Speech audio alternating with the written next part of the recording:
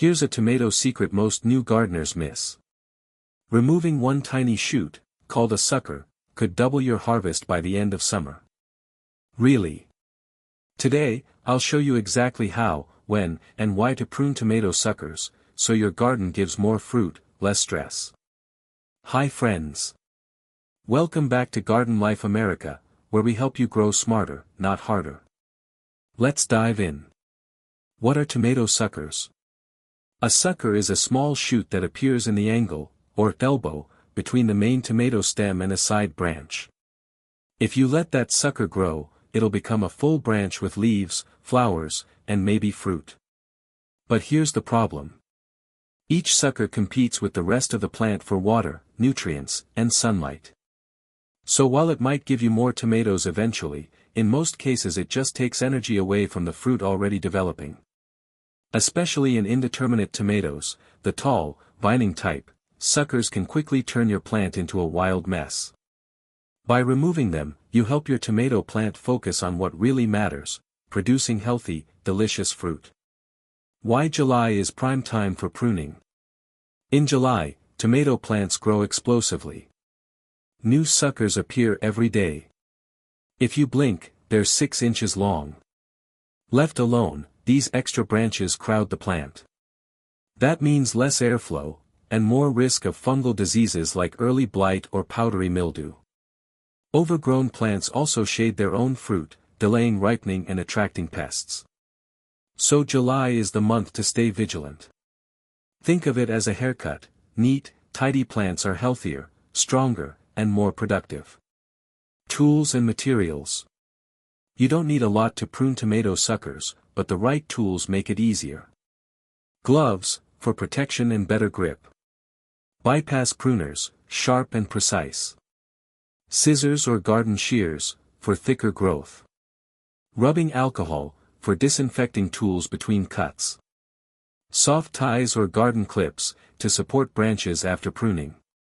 Small bucket, to collect trimmings, or save suckers to root.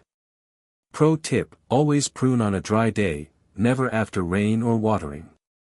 Wet foliage spreads disease.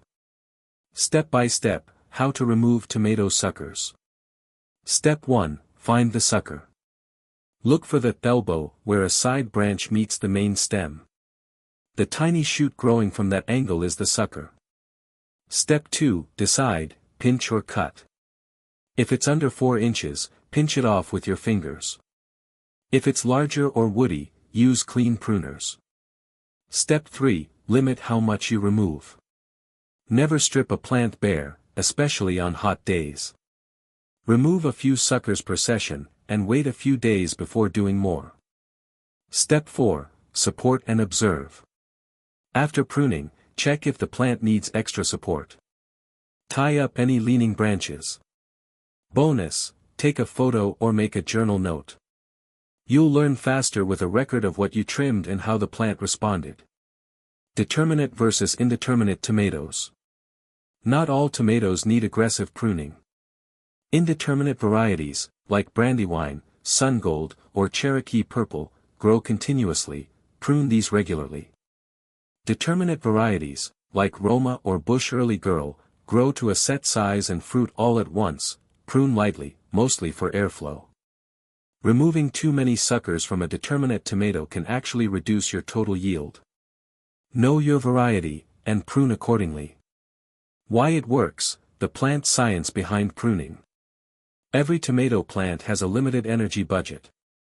If that energy goes into growing leaves and new stems, less is left for flower and fruit development.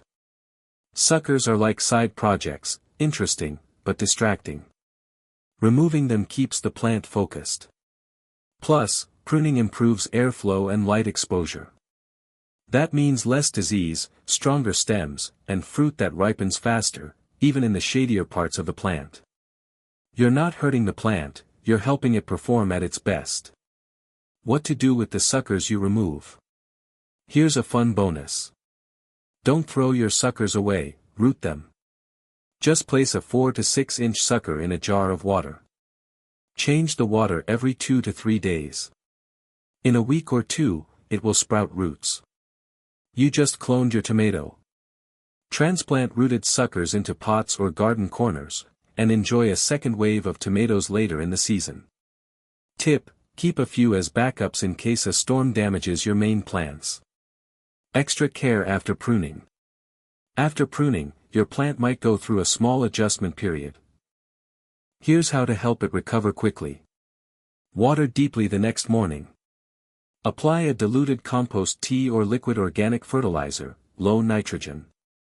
Mulch around the base to preserve moisture and protect roots.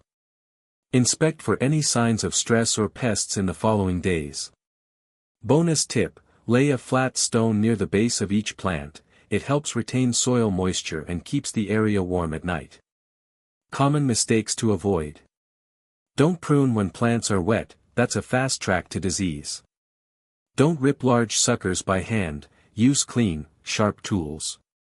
Don't remove all the foliage, plants still need leaves to photosynthesize. Don't ignore your pruners, disinfect between plants to avoid spreading infection. And finally, don't panic. A little too much pruning won't ruin your harvest, especially if you're careful going forward. Mini Tool Spotlight: Curved Tomato Pruners. Let's talk tools again, specifically for those hard-to-reach spots. If you've ever tried pruning deep inside a tomato cage, you know how tricky it gets. That's where curved blade micro pruners shine. They're lightweight, easy to maneuver, and let you snip suckers deep inside without bending the stem or bruising nearby leaves. Great for folks with arthritis or limited hand strength, and a game changer for tomato care. Motivation for beginners and seniors. Gardening isn't just about harvest, it's about connection. When you prune your tomatoes, you're not just shaping a plant, you're investing in a process. One that's slow, calming, and deeply satisfying. And if you're over 50?